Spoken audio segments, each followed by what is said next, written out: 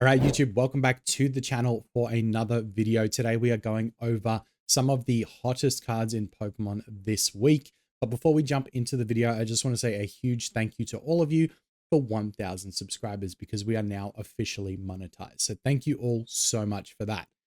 Now we do have a small amount of time to enter the giveaway still. So if you haven't done that already, go back to any of my previous 4 videos and leave a comment down below and make sure you're subscribed to the channel if you want to enter, because at the end of this week, we are going to be drawing the winner. And from there, we will get that Prismatic Evolutions binder collection to the winner very, very soon after. So jumping into this week's video, we are looking at the hottest cards, the movers and shakers that have been making waves. And one thing to note before we get into the cards that have been selling really well is that some of the Prismatic Evolutions prices are actually dropping. So the article starts out by saying that some of the Master Ball variations have actually come down in price, which is really interesting. And then even some of the SIR full arts have slightly dropped. Now, it's nothing crazy. It's only about $20 that they've gone down by. And in the scheme of things, you know, when you're looking at a $300 card, $20 isn't a huge dip, but it can still be the difference between, you know, somebody potentially purchasing that card and somebody not. So if you're looking at collecting these SIRs, maybe take a look at some of the prices this week because there are a few that have gone down. Now, jumping into the top selling cards of the week, the first one we're going to look at is the Garchomp SIR from Paradox Rift. This has exploded in the last couple of days. This was a $27 card not that long ago, like a week ago, and now it has jumped up to being a $50 card. So this has basically doubled in the last week. Originally, like 3 months ago, you could have got it for $17. But it is absolutely flying out the door and there have been a ton of purchases. I really like this card and I'm not surprised that it is going up, especially with the Garchomp V from Brilliant Stars, like the Cynthia Trainer Gallery. That's been making a lot of moves lately and that's been rising in price and skyrocketing in price. So another Garchomp card making its way up in price doesn't exactly surprise me. So if you have this, it's pretty much doubled in the last week. So lucky for you. Might be something worth looking at offloading if you want to add some funds to, you know, add to your collection in other places. Or if you've got multiple of these, again, you might look to sell some of them. The next card on the list is the Dachsbun EX. This one is from Stellar Crown. And to be honest, I love Stellar Crown as a set, mainly because it was the set that got me back into collecting. If you guys don't know my story of how I got back into it, I was not really into Pokemon cards up until I went to PAX back in October, and a friend of mine, you know, was buying some cards and he said, you know, do you want to come and have a look? And I said, yeah, cool, I'll come have a look. I bought some packs and from there I was addicted. I think it was Cherry Collectibles was at the event. They were doing mystery boxes. I bought a mystery box and inside mine was a like major prize from Cherry, and they gave me a booster box of Stellar Crown as the prize. So that was me opening basically my first booster box that got me back into Pokemon. And in Stellar Crown, I actually opened and pulled this card as well as the Bulbasaur illustration rare. And from there I was hooked. So that's when I started planning this channel, planning my collection, and everything from there kind of just ran. So Stellar Crown to me is really cool. And I think this set is going to go up in the future and it's going to continue to go up.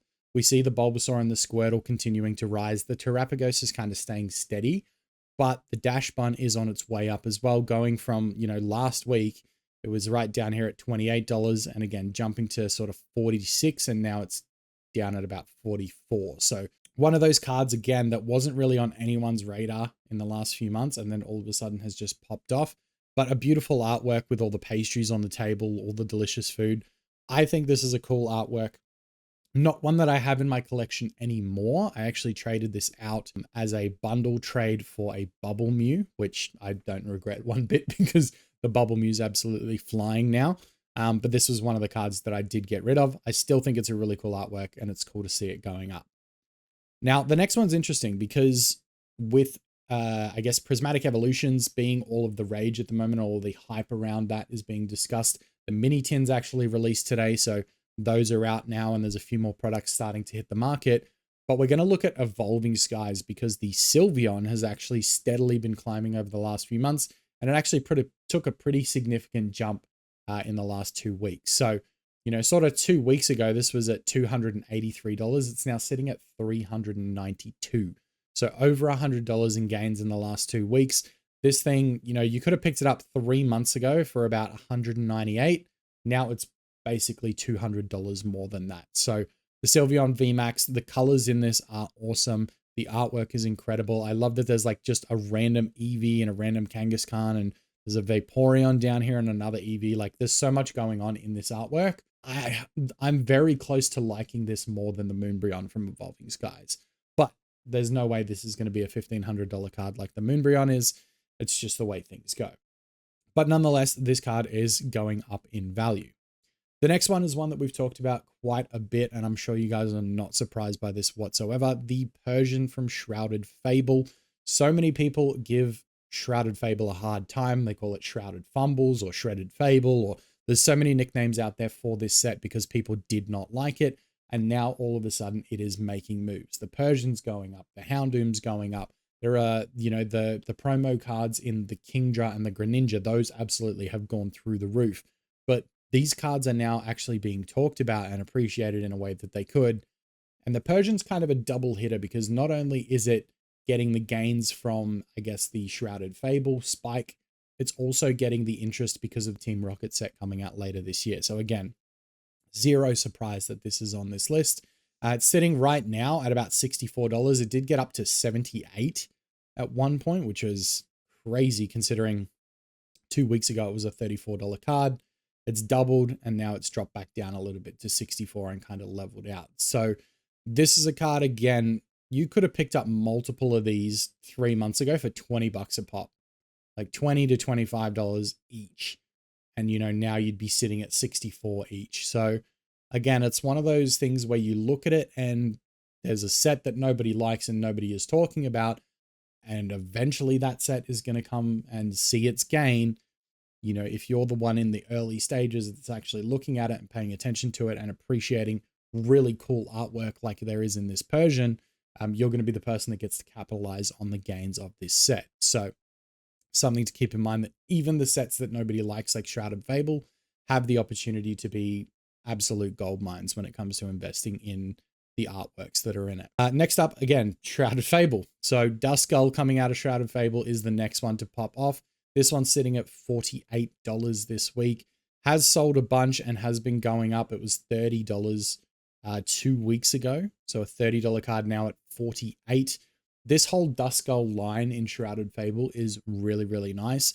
And the artworks, even just in a binder across 3 slots, looks really cool as well. So whether or not, you know, you have this card because it's potentially going up in value, or you have it just because you like the cartoony style dark artwork, which is something that I really appreciate about this card. It's going to look cool in a binder. And on top of that, if you have a couple of them or you saw the potential in the art previously as an investment, you're probably reaping some of the rewards right about now as well. The next one is the Greavard, and I have to say something about this. I'm not going to mention any names, but I know for a fact I've watched a video from another YouTuber where this card recently was, you know, a $6 card, $6 or $7 card.